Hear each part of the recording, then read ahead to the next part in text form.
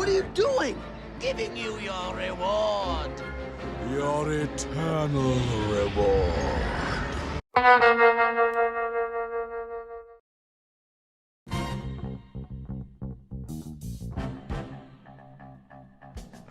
Welcome to Bad Weapon Academy, where we take a look at some of the worst weapons TF2 has to offer, and I show you how to best utilize them. I'll be the first to say that I am not the best spy player in the world, so me making some kind of dissertation on a spy weapon should be taken with a heavy grain of salt. With the Enforcer and Red Tape Recorder, those had such specific usage cases that don't rely on janky ass backstab mechanics that I felt fairly safe talking about those.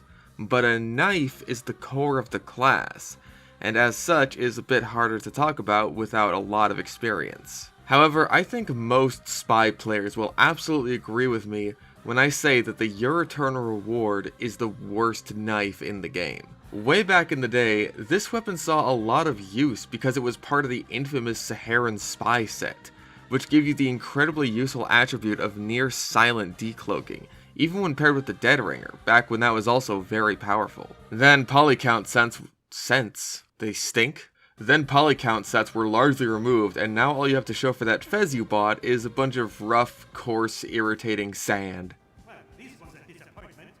And the knife fell off in popularity, and then after Jungle Inferno, it fell off even worse. This is because of the knife's design philosophy, so let's break that down a bit. The stats of the Your Eternal Reward are unique among the knives.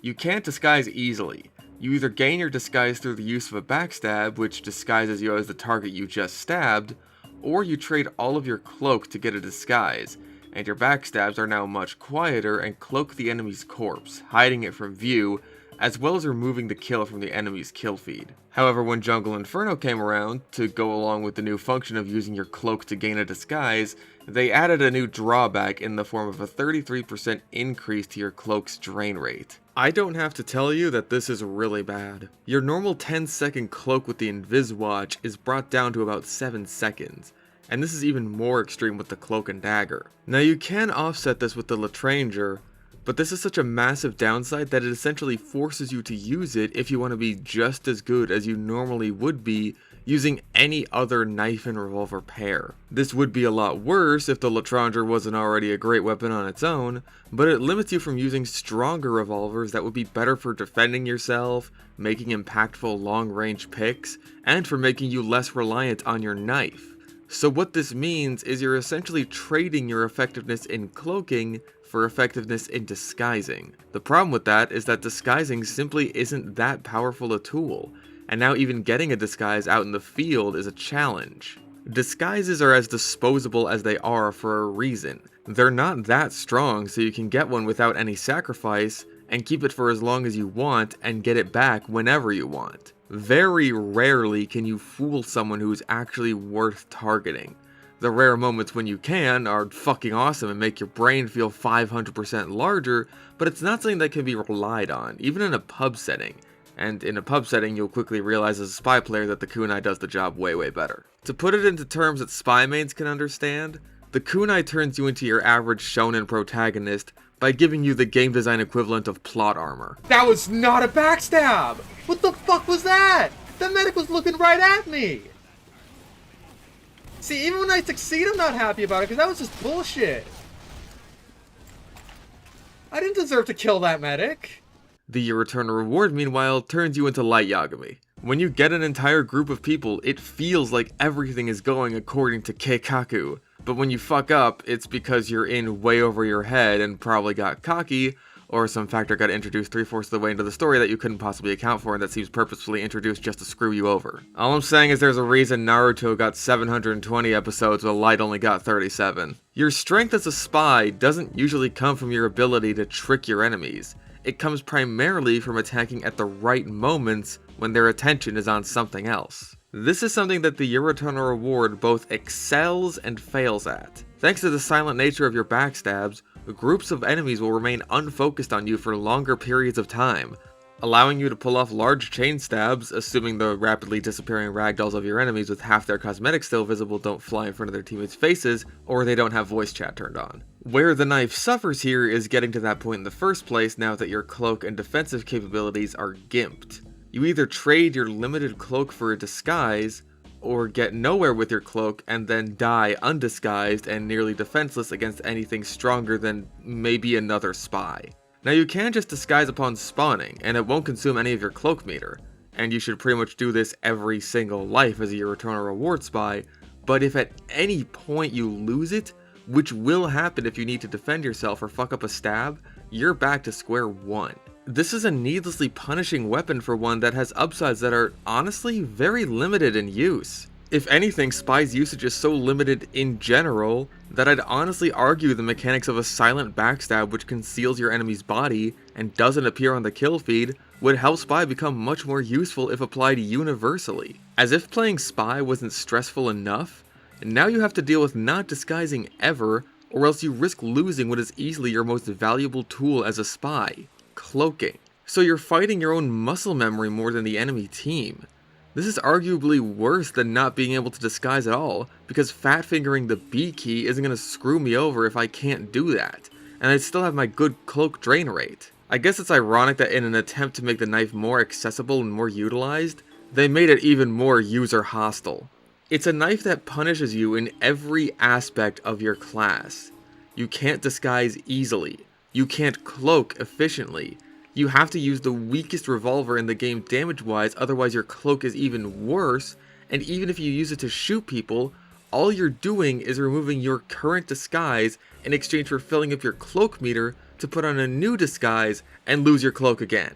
All in the name of focusing on a knife that performs less efficiently than any other one in the game, because the words "spy as me" have become synonymous with this knife to the point of being a common rename for it. Maybe when Valve removed the ability for free-to-plays to talk, they weren't actually thinking of mitigating the bots, they were just trying to buff this knife. And hey, by the way, if the only backstab you get, or the last backstab you get in a chain stab, is a slow motherfucker like a soldier or heavy, you're stuck with that unless you undisguise on purpose or waste your cloak just to move around faster.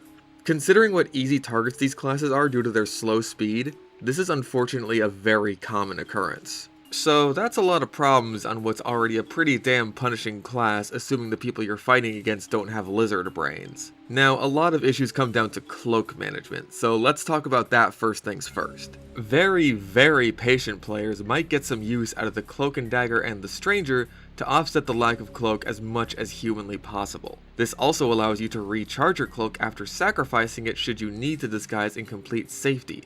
As long as you're in an area where a stray rocket or flame particle won't touch you, just stand still to get your cloak back up, dip out, disguise, dip right back in, and charge it up again. The biggest problem with playing this way is that it's really boring, and you lose a lot of momentum. For faster paced games, this can result in you getting all this setup and prep work done, only for no payoff whatsoever because while you were busy waiting for your cloak to come back, your team was out there actually playing the game. I'd say this method works best on maps that are more static. Like Koth maps, there are certain stages of attack defend.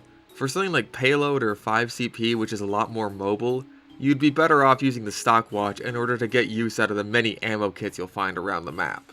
The Dead Ringer is, I guess, an option, but its uses are a lot more limited with this knife in particular. You don't lose all that much cloak, but you still don't get as long of a cloak out of it.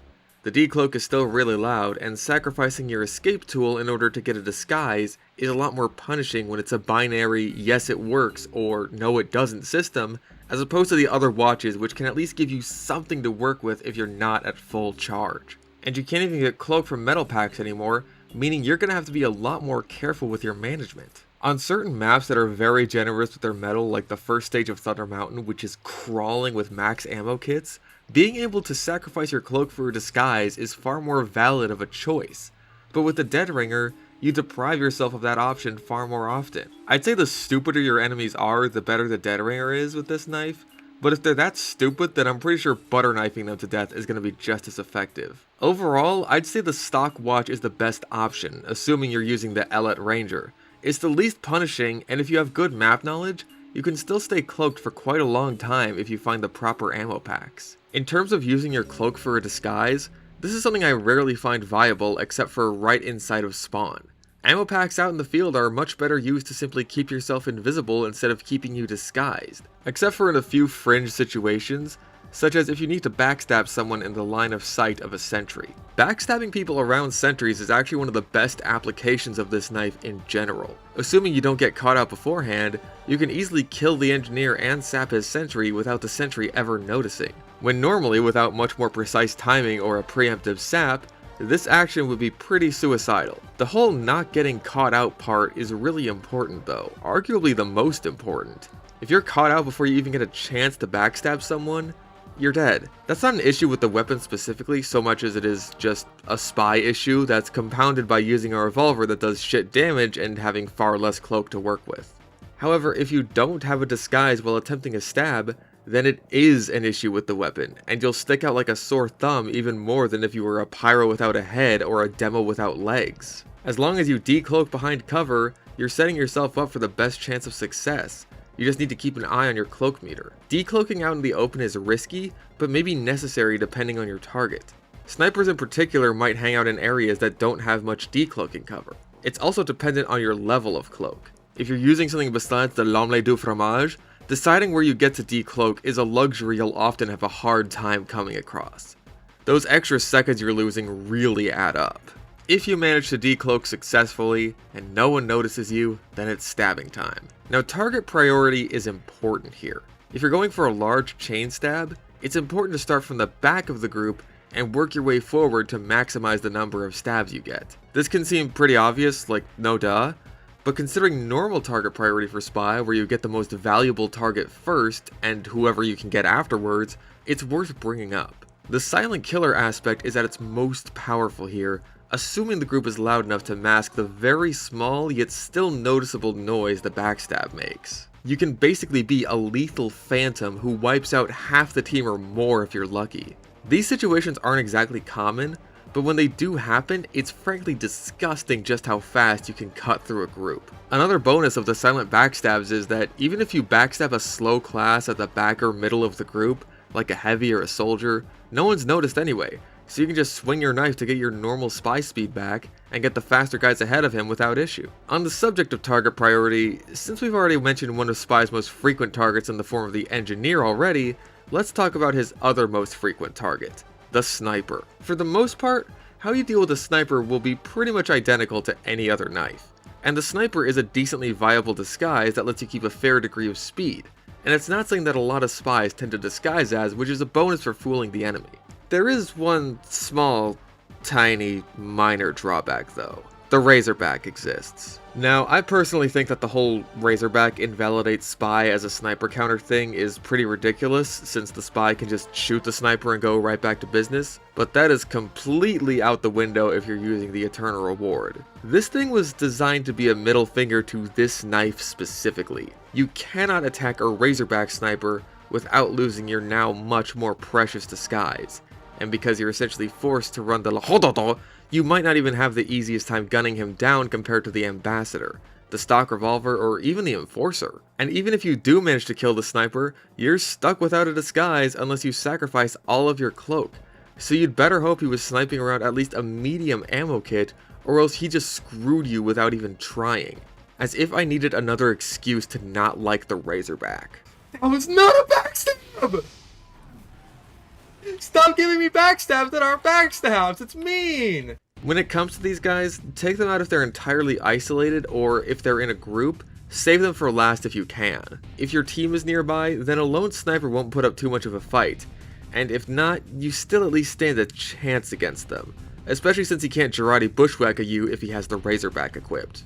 And I think that just about covers things. The Year Returner Reward is a cool weapon on paper, but it suffers from a lot of problems that Spy has in general and exacerbates them. Communication screws it over entirely. It's reliant on inconsistent mechanics, and it's stapled onto the weakest class in the game. So how do we fix this poor, sad excuse for a knife? I say we break out the old time machine on a couple things. 1. Get rid of or greatly reduce the cloak drain. It's way too crippling. 2. Give back the quiet decloak, because that would give this knife so much more utility. Quiet decloak used to be busted because it was not only attached to a hat, making the mechanic pay to win to an extent, but it was also compatible with the old Dead Ringer, which made it insanely difficult to counter. Well, with the new Dead Ringer, that's not as much of an issue since it's not instantly rechargeable with a metal pack or a few backstabs. A spy is putting himself in much greater risk by decloaking right behind a big group instead of heading to safer ground in order to assess his surroundings, or take some pot shots with the l'étranger to get his cloak back up and get it to a better position, or have his escape tool ready. And finally, either get rid of the trade cloak for disguises thing, or make it a lot less impactful. Like, half your cloak for a disguise. Why not? I'd much rather rely on smartly utilizing my cloak, especially if it has silent utility, than relying on a one-and-done disguise that is going to fool nobody. And it lets the weapon keep the higher skill ceiling it had, rather than dumbing it down so everyone gets to realize how bad it is. So basically go back to pre-Jungle Inferno, you return a reward, but trade the disguise buff for a silent decloak buff. Yeah, I guess I could have explained that a lot faster. Then just fix the bugs surrounding the ragdoll still having cosmetics on, and let me festivize it, and I think the Eternal Reward would end up seeing a lot more use. It's a shame that a knife that's this selectively fun to use is ultimately so punishing and mediocre. It's a pub stomp weapon in the same way that Spy is a pub stomp class. If you're doing well with it, you would have probably done well with any other option. I mean, come on, the fucking kunai exists. Like, silent backstabs are nice and all, but being basically unkillable as long as there's at least one moron on the enemy team is better. But anyway, that's it for now. Go out there and get those half a team chain stabs, and tell them Fish sent you.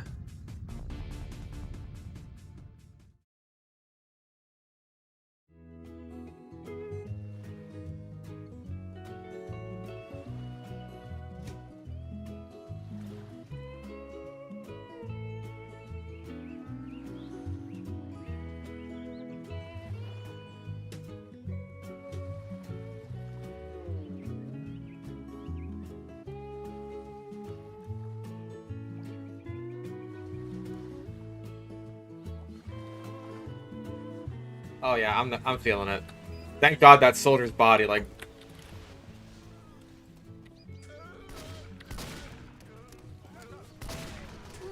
Oh, wait. Okay, anyway, buttheads time.